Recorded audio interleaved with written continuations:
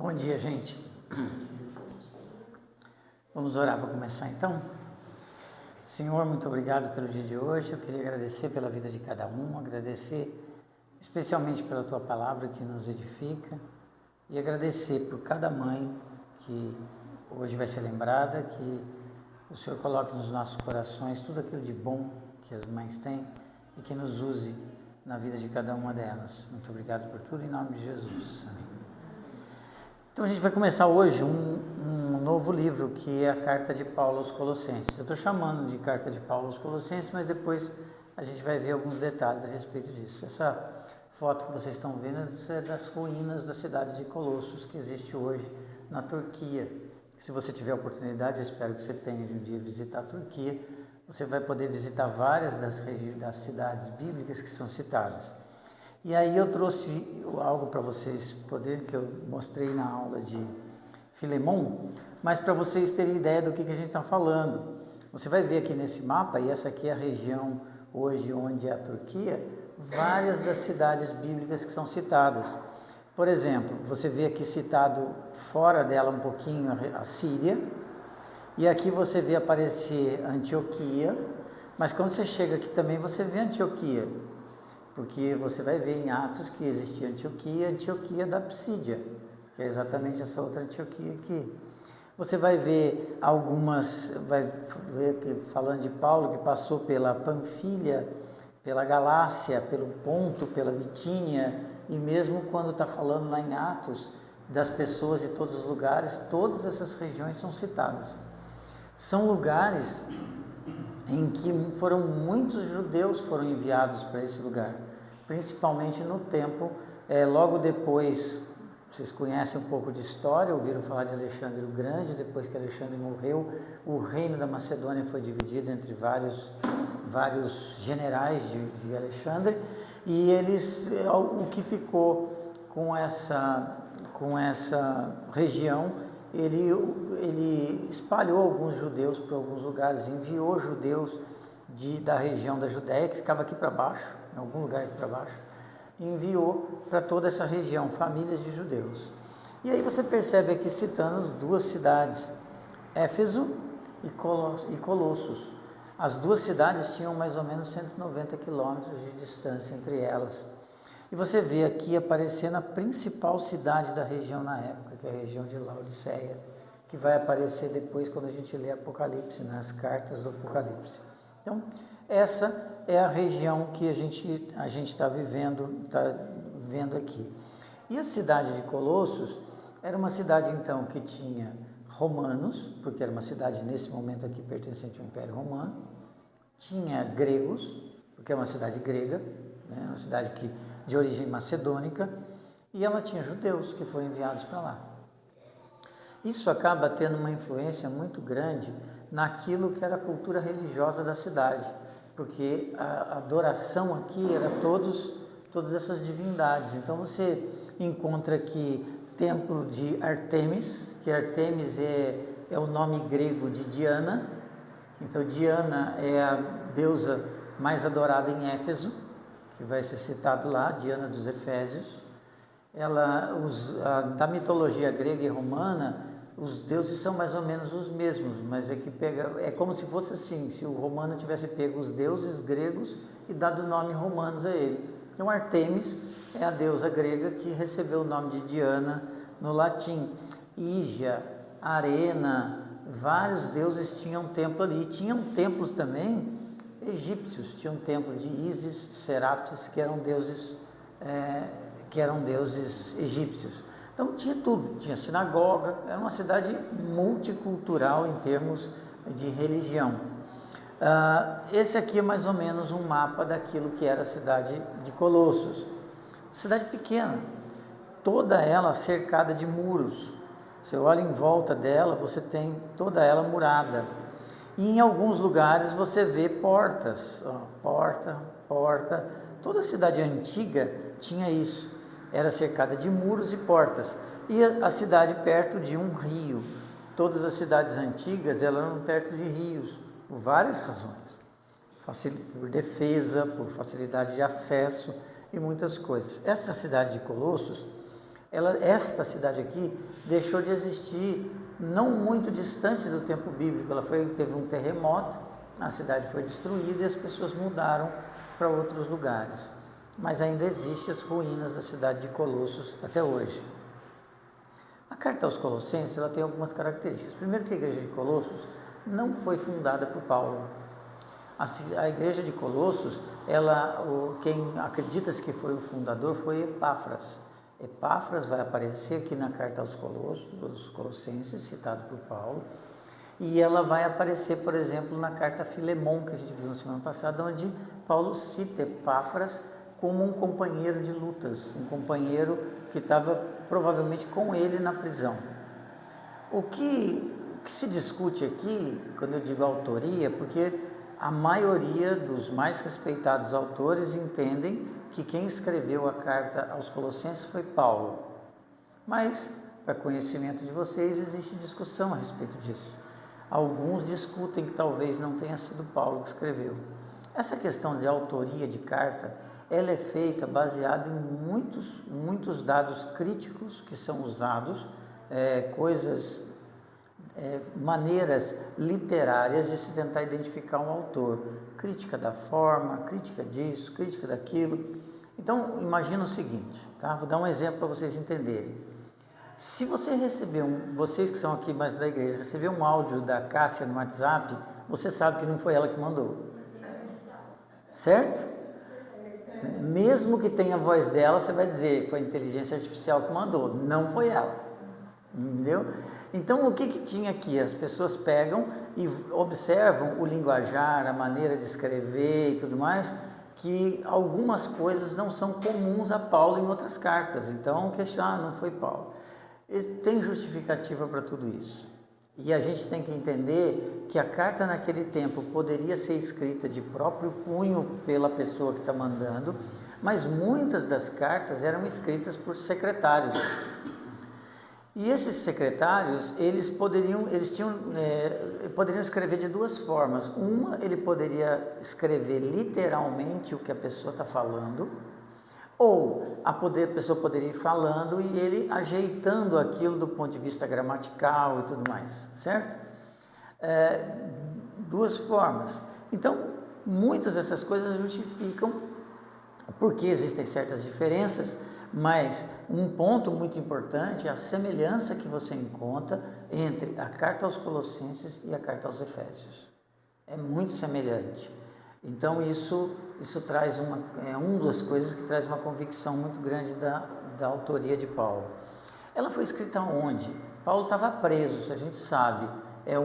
Como eu falei na aula passada, na carta na semana retrasada sobre Filemon, essa é uma das chamadas cartas da prisão. Paulo estava preso quando escreveu esta carta, a carta aos Filipenses, a carta aos Efésios e a carta a Filemon. Essas cartas foram escritas durante a prisão. Que prisão? Paulo teve várias prisões durante o tempo de ministério dele. E aí se discute se Paulo estava preso em Éfeso ou se Paulo estava preso em Roma. Tem justificativa para as duas coisas. Uma justificativa muito forte para que Paulo se defendesse que Paulo estava preso em Éfeso algumas menções que ele faz durante a carta, principalmente essa carta aos Colossenses, e a carta a Filemon, em que ele fala, prepara um lugar, porque eu pretendo te visitar em breve. Então, e a distância que tinha, de poucos quilômetros, Roma era muito mais distante.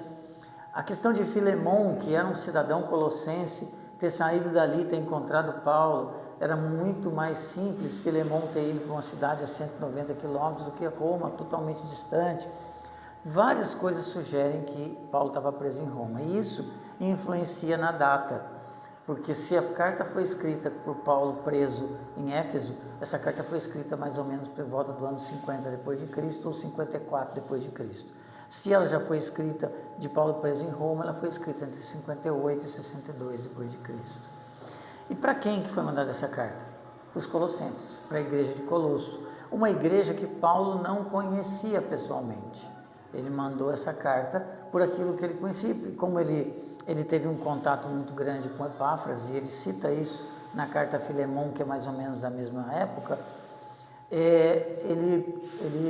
O que ele sabia era aquilo que lhe foi dito por por Epáfras e as outras pessoas que estavam ali.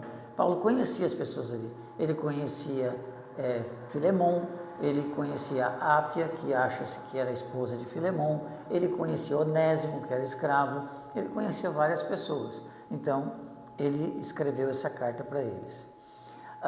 Quando a gente está estudando uma carta de Paulo, a gente percebe, e você pode encontrar isso em várias delas, citações do Antigo Testamento. Se você ler Romanos, se você ler Filipenses, e até mesmo Efésios, você encontra citações de trechos do Antigo Testamento. Paulo era judeu e, além de judeu, um profundo conhecedor das Escrituras. Então era comum na carta dele você encontrar citações do Antigo Testamento. Na carta aos Colossenses você não encontra citações do Antigo Testamento. Isso foi motivo de algumas observações de muitos estudiosos, mas você encontra outras coisas aqui. Você encontra o que a gente chama de alusões ou ecos. Alusões ou ecos são certas coisas que você encontra que não são literalmente uma citação do Antigo Testamento, mas que te remetem a ensinos do Antigo Testamento. Você vai encontrar muitas alusões e muitos ecos na carta aos Colossenses, o que mostra também que quem escreveu essa carta era uma pessoa que conhecia muito das Escrituras. Então não tem citação explícita, tem somente alusões e ecos. E a gente, ao longo do estudo de Colossenses, vai ver algumas alusões e ecos. Já começa com isso na própria introdução, que a gente vai ver hoje. Qual que é o motivo da carta? O motivo da carta era combater falsos ensinos. Eu já disse para vocês que era uma igreja que tinha várias culturas religiosas. Então você tinha uma igreja que não foi fundada por Paulo, foi fundada por Epáfras, que era um discípulo de Paulo, alguém que foi evangelizado por Paulo, e que chegou e fundou uma igreja. E esse processo já é um processo que por si mesmo, ele já traz algumas características particulares. Quando você faz ou quando alguém aprendeu com você e faz, as coisas sempre têm uma característica muito pessoal. Mas Epáfras era um discípulo muito próximo de Paulo, conhecia muito bem Paulo e não é isso que influenciou. Mas uma igreja que é constituída num local multicultural de todos os aspectos e que tinha uma presença judaica muito forte, porque a cidade de Colossos tinha uma presença judaica muito forte. Antíoco III, que foi imperador dessa região depois de Alexandre o Grande, ele mandou milhares de famílias judias para essa região, a região chamada Vale do Lico, onde está a cidade de Colossos. Então tinha muitas famílias judaicas ali. Vocês sabem muito bem que em várias cartas de Paulo existe confronto dele com os ensinos judaicos, mas aqui não era só judaísmo, aqui era judaísmo e seitas gentílicas. Esse então é o tema da carta, né? Não é bem o tema, mas é o objetivo da carta, combater falsos ensinos. E quando a gente está estudando uma carta de Paulo, aliás, em todas as cartas do Novo Testamento, para que a gente possa entender qual é o pano de fundo dessa carta, qual é o tema da carta e qual é o principal argumento do autor, a gente tem que buscar algumas informações que remetem a gente para a língua original da Bíblia, daquele escrito. A gente sabe que a Bíblia foi escrita num grego que não é o grego atual, é um grego antigo, um grego koiné, um grego que não é falado mais. E dentro dessa linguagem, a linguagem grega é uma linguagem muito rica e os tempos verbais são muito importantes. Existe um tempo verbal no grego chamado tempo perfeito. Não pense que isso é o pretérito perfeito ou o futuro perfeito do português, não tem nada a ver com isso. Esse é um termo chamado perfeito e esse perfeito ele traz a seguinte ideia: algo, uma ação que aconteceu no passado e que tem efeito no presente. Esse perfeito, ele aparece geralmente no ponto central da carta. E você tem que procurar o perfeito para que você possa fazer uma interpretação disso. Para que você possa procurar o perfeito, você precisa saber grego. Aí você vai perguntar para mim, você sabe grego? Não. Então, sempre quando eu vou buscar isso, tem que buscar em livros que fazem exegese do texto, para buscar onde está o perfeito. Agora ficou muito mais fácil. Se você tem um celular, você baixa um chat GPT, você pergunta para ele onde está o tempo verbal perfeito no texto tal, e ele te mostra exatamente onde está. E o tempo perfeito aqui está nessa passagem. Se você quiser abrir sua Bíblia em Colossenses capítulo 1, a partir do versículo 13 é todo o contexto do perfeito. O perfeito, o verbo perfeito, é exatamente essa palavra que está grifada aqui em vermelho, subsiste. Tá? Então, eu escrevi aqui o versículo 16 e 17, mas desde o versículo 13, quando você lê, o que está falando aí? Ele está dizendo que a mensagem do 13 ao 17 é que Cristo não apenas criou todas as coisas no passado, como ele escreve aqui no 16, mas ele continua sustentando todas as coisas, hoje e sempre. Essa é a ideia. Ele enfatiza a ação contínua do Filho desde a criação até os dias de hoje. Então você que está lendo o texto aos Colossenses hoje, o que a carta aos Colossenses está trazendo para você? A centralidade de Cristo. Cristo como aquele que foi o Criador de todas as coisas e aquele que ainda sustenta todas as coisas. Essa é a ideia. A carta aos Efésios, por exemplo, que é muito semelhante à carta aos Colossenses, a mensagem de Efésios é que não só isso, mas que Cristo está fazendo novas todas as coisas.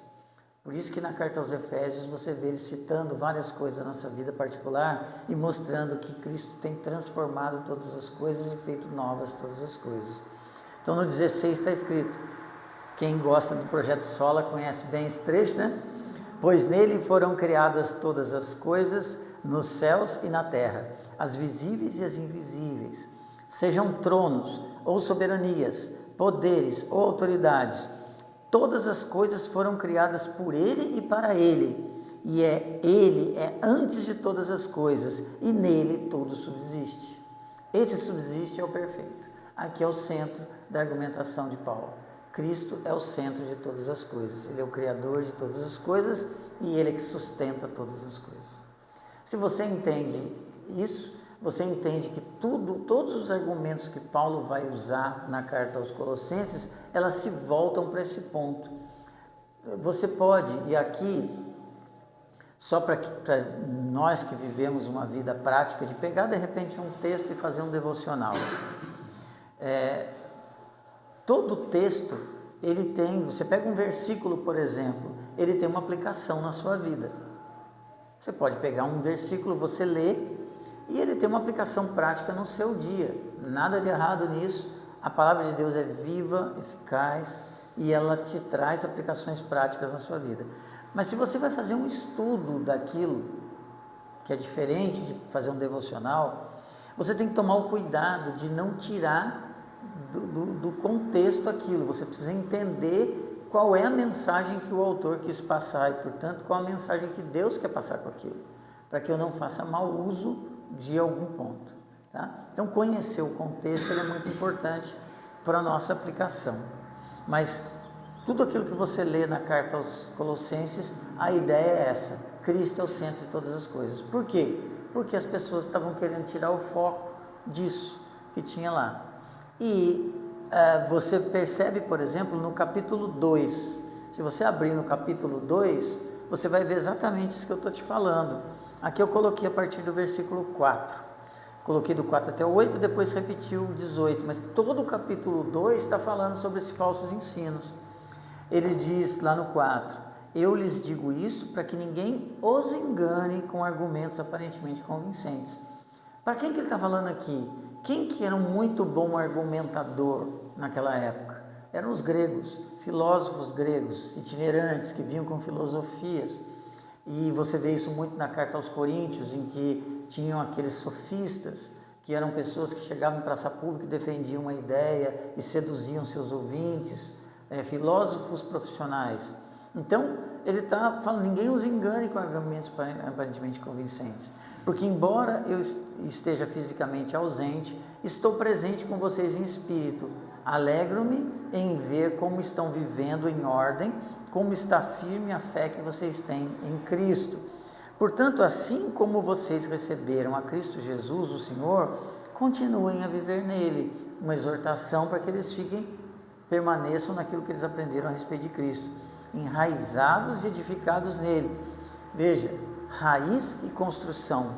Então, é a questão da base da sua fé e os frutos que você dá.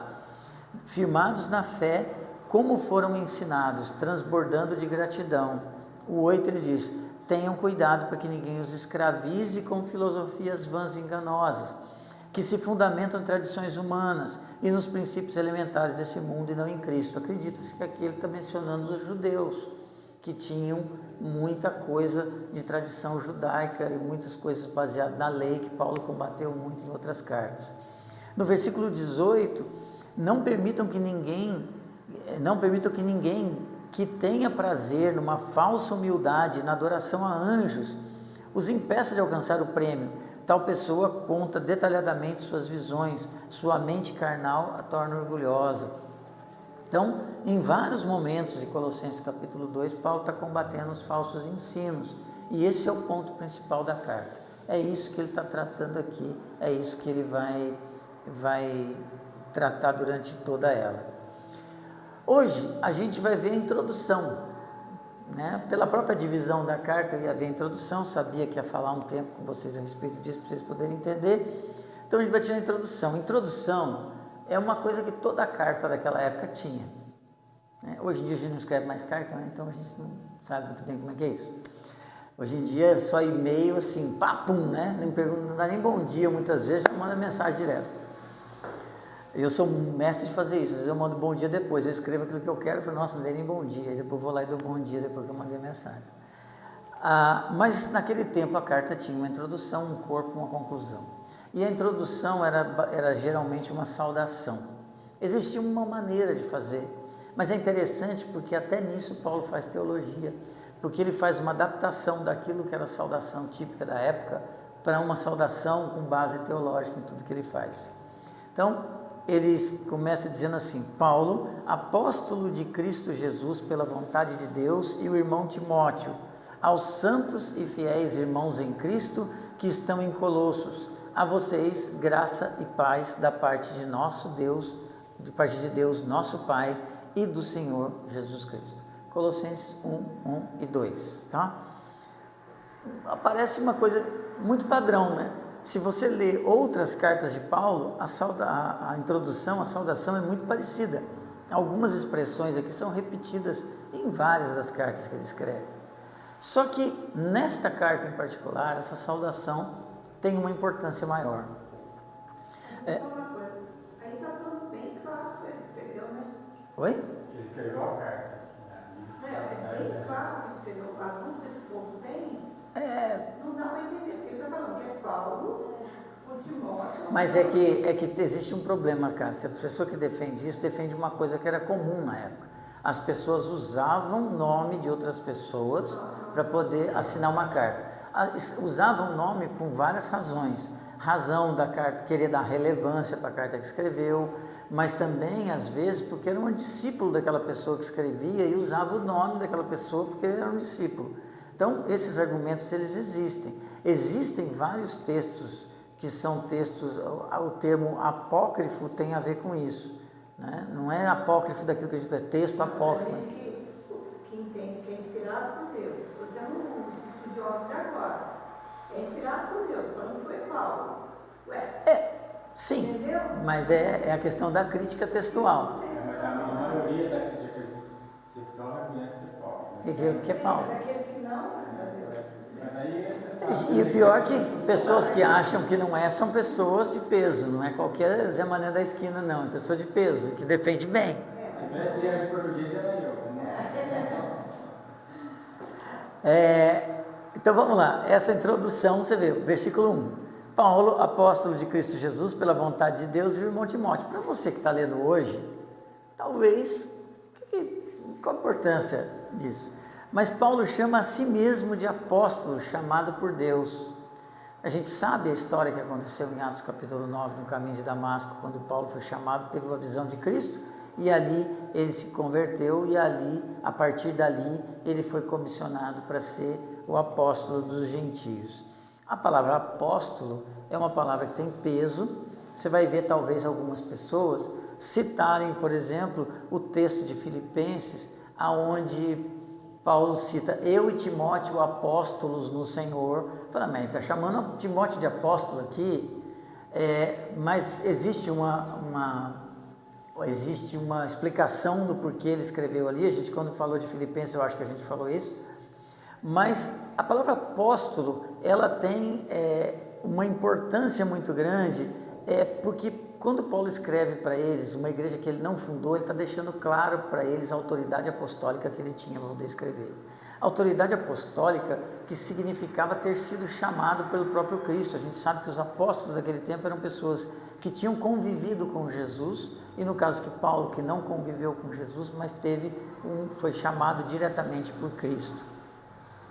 E ele é apóstolo de Cristo pela vontade de Deus.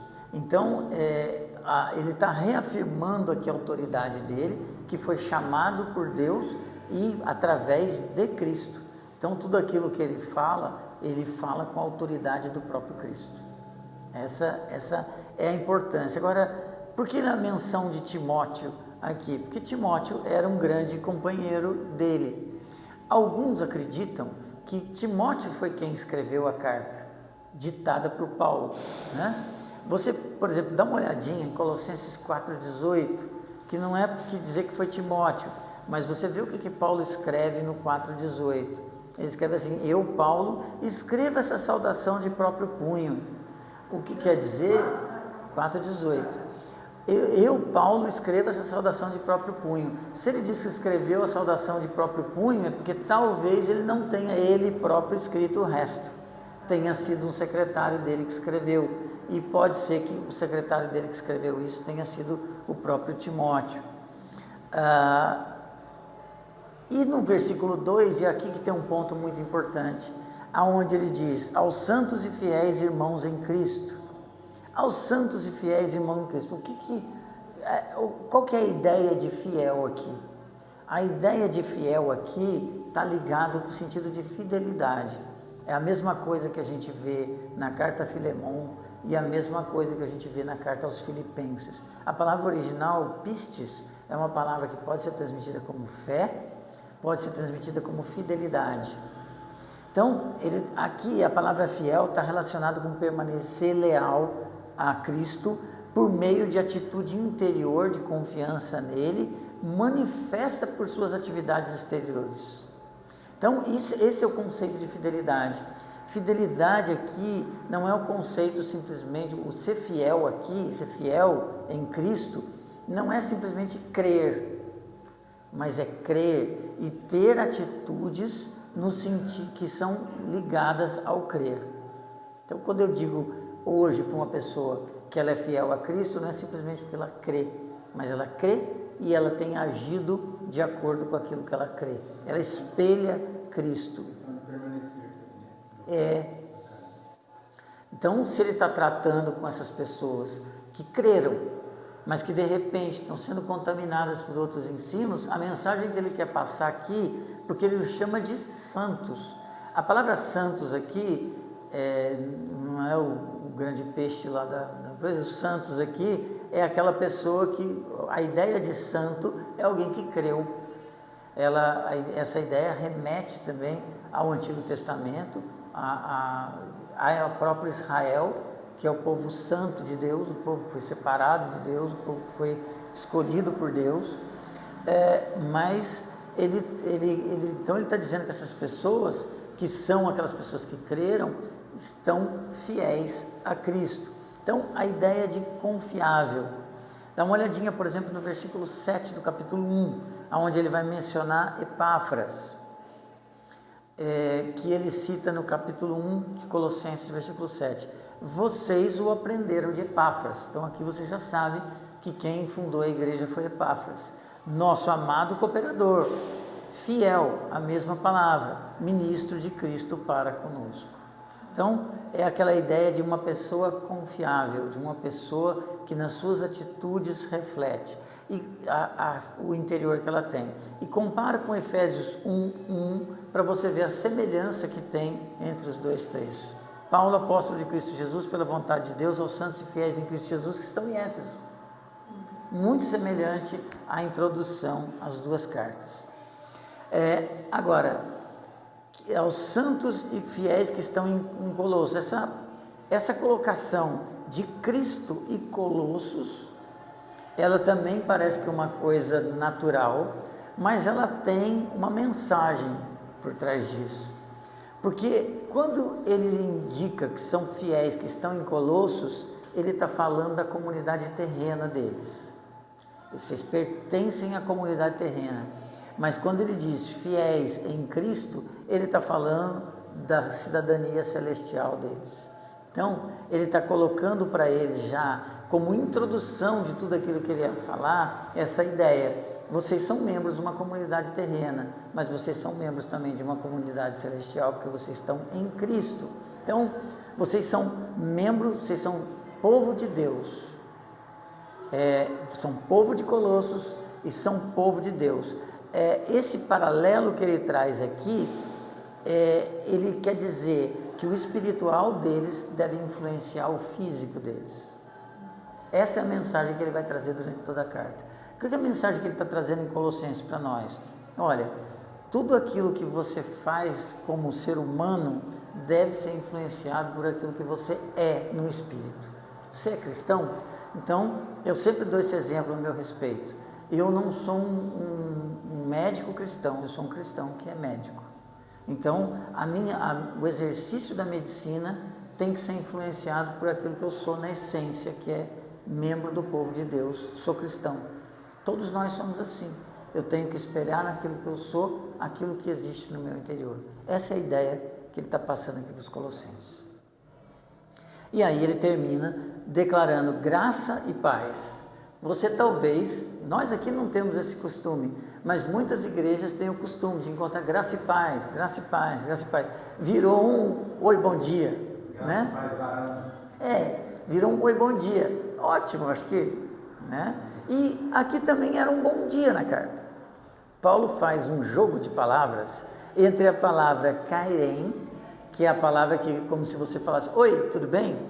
Com a palavra caris. Você vê que as duas palavras elas se escrevem mais ou menos parecido. Ele troca essa palavra que normalmente era usada na saudação das cartas gregas por uma palavra que tem um conteúdo teológico, a palavra caris, a palavra graça.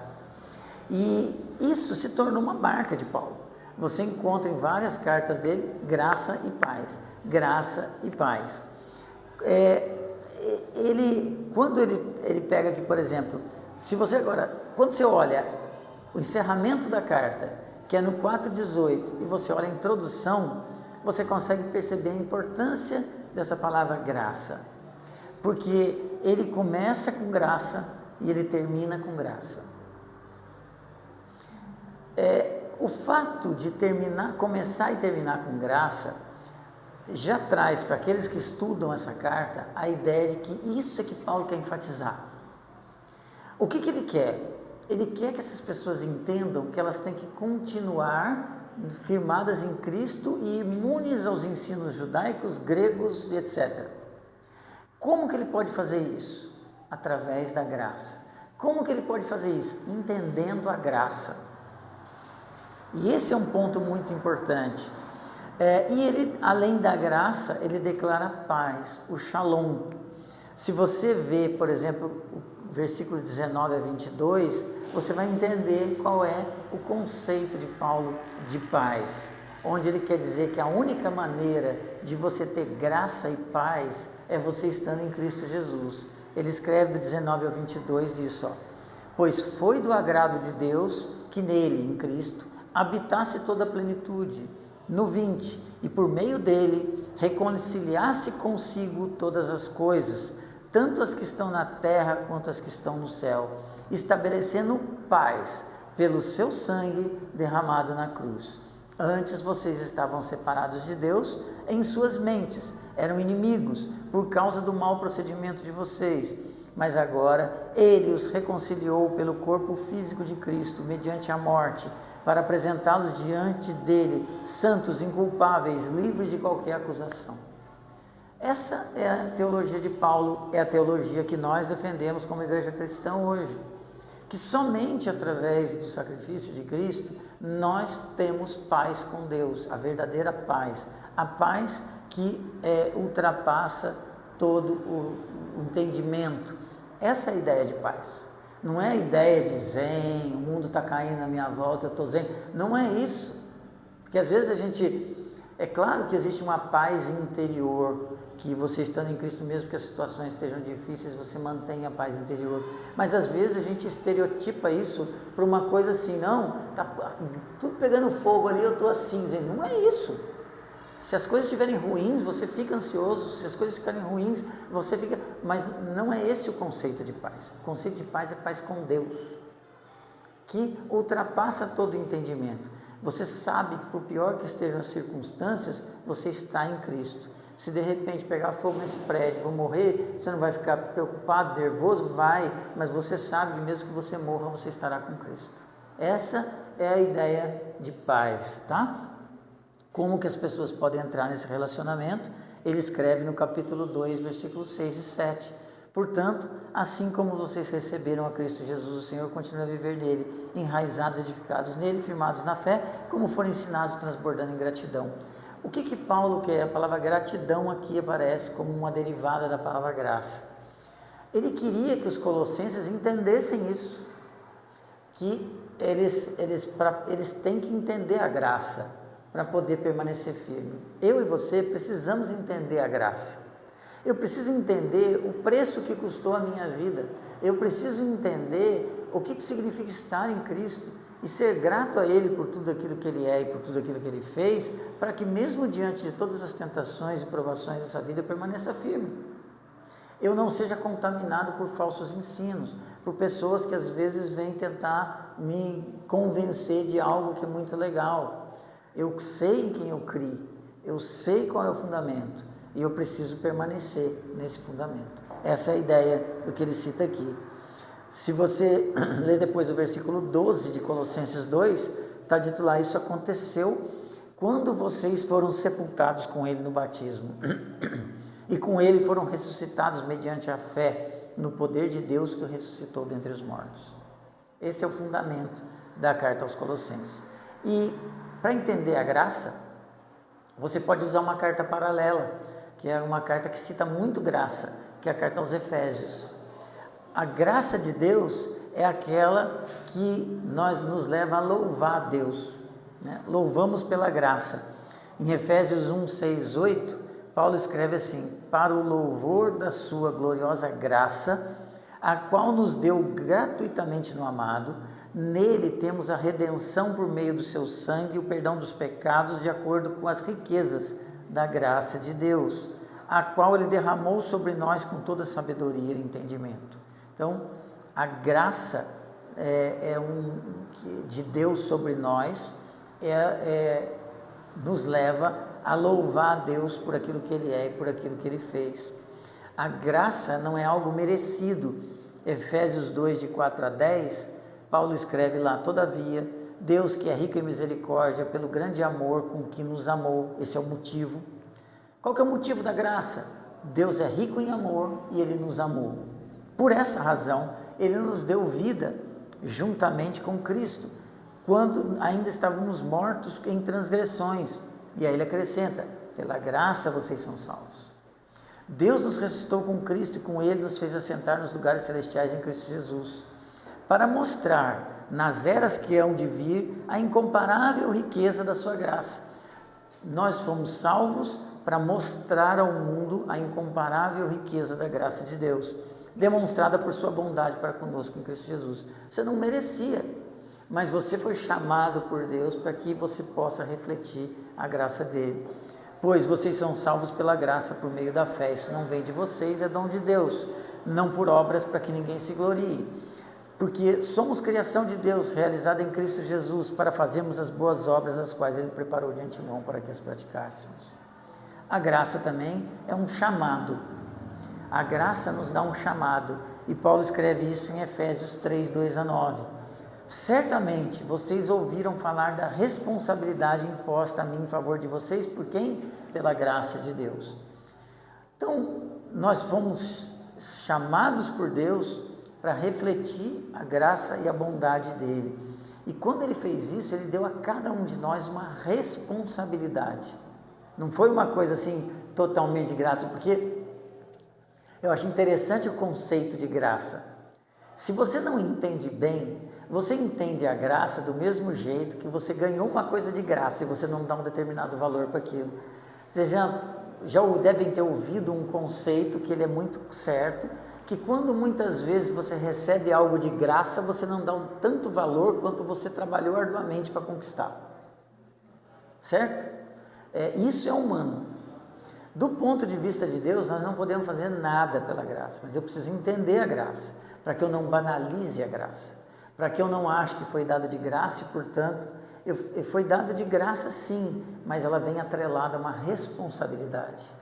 E qual que é a responsabilidade que Paulo menciona aqui? Isto é, qual que é a responsabilidade? O mistério que me foi dado a conhecer por revelação, como lhes escrevi brevemente. Ao lerem isso, vocês poderão entender a minha compreensão do mistério de Cristo. Esse mistério não foi dado a conhecer aos homens de outras gerações, mas agora foi revelado pelo Espírito aos santos apóstolos e profetas de Deus. A saber, que mediante o Evangelho, os gentios são co-herdeiros com Israel, membros do mesmo corpo e coparticipantes da promessa em Cristo Jesus. Deste, me tornei ministro pelo dom da graça de Deus a mim concedida pela operação do seu poder.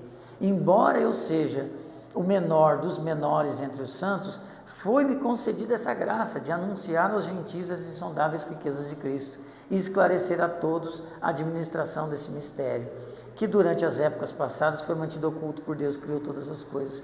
Que mistério? Cristo Jesus, morto, ressurreto, que nos transforma. A responsabilidade que nos foi dada pela graça foi anunciar o Evangelho. Então, nós temos a responsabilidade dada por Deus de, como chamados por Ele e recebendo de graça essa salvação, de anunciarmos o Evangelho de Cristo, de todas as maneiras. Bom, Rafa tem uma frase que fala que a gente não dá nada pela salvação, mas o discipulado pode custar toda a vida. Essa questão de você tem não vou falar um preço que paga pela salvação, mas um preço que paga pela propagação daquilo que a gente sabe que é o Evangelho de Cristo. Sim. Então, por isso que eu falei que eu ia ficar por aqui, só na coisa, porque eu achei tão rica essa introdução que Paulo faz e o entendimento disso, que isso é básico para a gente entender o resto da carta. Então, a gente entende que o resto da carta está girando em torno disso que está aqui. Paulo faz uma introdução já para nos preparar, e a gente tem que buscar conhecimento aqui para poder viver isso da melhor forma. Não sei se alguém quer perguntar alguma coisa ou fazer alguma observação. Eu tirar a gravação, né? Aí vocês ficam